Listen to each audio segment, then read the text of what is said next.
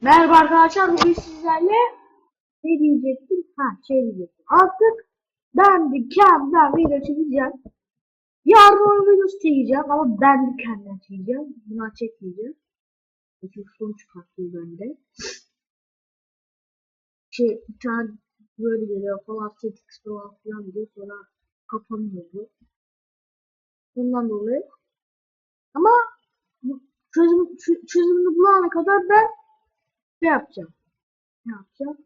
Ben kimi kullanacağım arkadaşlar.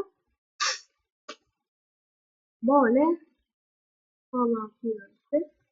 Basit bir şey. Basit bir şey diyorum. Evet. Bandicam kullanmak daha basit. Ama Open Browser kullanmak daha şey oluyor yani. Daha güzel, daha kaliteli oluyor ama ben Bandicam kullanıyorum. Nasıl kullanıldığını da göstereceğim arkadaşlar. Falan filan öyle. Daha başka ne göstereceğim falan. İşte nasıl kullanılır, sesi nasıl kullanılır. Pek bilmiyorum. Zaten YouTube'dan baktım.